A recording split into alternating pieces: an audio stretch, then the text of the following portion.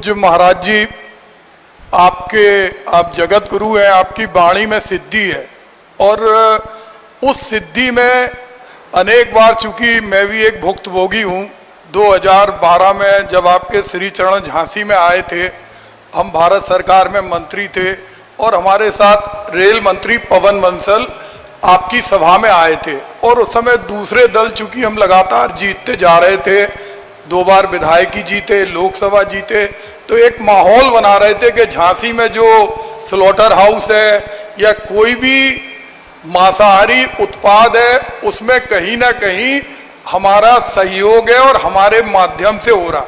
और वो माहौल हवा में ऐसी, और हमारे पाप कर्म का उदय ऐसा था कि आपके मुखार बिंद से तीव्रता से ये निकल गया कि वो कुल्हाड़ी जो लकड़ी को काटती है, उस कुल्हाड़ी के अंदर, हत्थे के अंदर अगर लकड़ी नहीं हो तो वो कुल्हाड़ी काम नहीं करती। आप पूज्य महाराज श्री, हमारी उस समय माता जी जीवित थी, हम घर पे आके बहुत निराश हुए। हमने कहा हम डॉक्टर मनमोहन सिंह से भी इस बात के लिए लड़े थे कि बुंदेलखंड पैकेज दे रहे हैं, उसमें कोई भी आइटम, ना मछली पालन हो, ना मीट प्रोसेसिंग प्लांट हो, और कभी, चूंकि हमें माइनॉरिटी का सपोर्ट मिलता है तो हम कभी ऐसी जगह भी नहीं गए। अगर हम ईद पे भी मिलते थे वो केवल सिमैया ईद पे लोगों से गले मिलते थे और इसके अलावा नहीं मिलते थे। लेकिन आपके जो वचन थे, वो जो माहौल की वजह से, उससे लगातार हम मेहनत करते रहे। जहां हमने 1000 करोड़ रुपए की यूनिवर्सिटी भी बनवाई, वहां से भी हमें 10 वोट नहीं मिले। अब उससे कैसे मुक्ति पाए? हम निरंतर कर्म कर रहे हैं और कर्म करने के बाद जैसे अगर कोई समझ गया मैं क्या होता है। आचार्य महाराज श्री, हमारे मन में हमेशा लगता है कि कब आपके उस वचन से, चूंकि वो निराधार और कहीं हमारा उसमें कोई भूमिका नहीं थी, वो सूखे। हाँ, बहुत अच्छा किया। इतने दिन की अंदर की भड़ास आज निकली, बहुत अच्छा हुआ। कभी कभी क्या होता है, सूखे वन जलता है तो उसमें कोई हरा भरा पेड़ होता है तो उसको भी जलना पड़ता है। उस समय के जो स्थितियां थी, हालात थे, जिस कारण से यहाँ कसाई खाना खोलने की स्थिति में था, उस समय जिसका राज्य होता है उस राजा को ही सारा दोषी ठहराया जाता है, राजा का ही सारा उपक्रम रहता।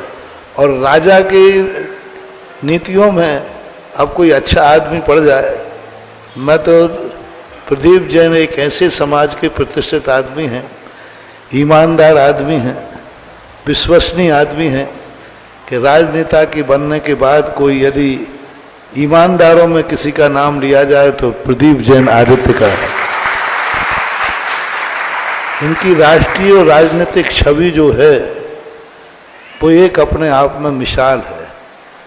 और आज भारतवर्ष में सेंट्रल गवर्नमेंट की तरफ से जैनियों में, दिगंबर जैनियों में भूतपूर्व कोई मंत्री है तो एक ही है, ज़्यादातर है ही नहीं। और जब इकलौता होता है तो फिर उसका सवाल ही नहीं है। अभी जैसे बीच बीच में मैं बोलता हूँ ना, यहाँ नेतागिरी नहीं चलेगी, नेता जहाँ रहते वहाँ काम नहीं होता, तो बड़ी आफत है। वो सब लोग समझते महाराज कहीं प्रदीप जी पे तो नहीं बोल रहे। अब मैं बोलूँगा कि नहीं, सामाजिक नेता और राजनीतिक नेता, इनका सवाल ही नहीं उठता है इनके ऊपर बोलने का। लेकिन कभी कभी क्या होता है कि जब कोई माहौल बनता है, अब उस समय वो कसाई खाने को बंद कराने के लिए, अब उसमें हम ये नहीं कह सकते थे कि एक को छोड़ करके। और तुम्हारे लिए आशीर्वाद की बात रही, हमारा कभी भी, आज नहीं कल भी, परसों भी, जिंदगी की अंतिम श्वास तक तुम्हें सदा आशीर्वाद ही रहेगा। कल्पना ही नहीं कर सकते। एक आध तो कोई जैनी है जो राजनीति में जाता है, उसको हम सपोर्ट करेंगे, उसको प्रोत्साहित करेंगे। और हम तो सदा कहते हैं कि हर व्यक्ति के लिए आज जाति का जो समूहकरण है, समीकरण है, हमारी समाज नहीं बना रही है। आज जाति का समीकरण राजनीति बनाती है। और आज राजनीति सारे भारत में जाति के समीकरण को आधार लेकर चलते हैं और वोटर भी ये ध्यान रखते हैं। हम तो अभी नगर पालिका चुनाव में जब कहा था तब यही कहा था कि जैन के विरोध में कभी खड़े नहीं होना, चाहे कोई भी पार्टी हो। एक ही बात पार्टी से कहना, हमें चाहे कितनी बड़ा टिकट दो, लेकिन हम जात विरोधी कभी हो नहीं सकते।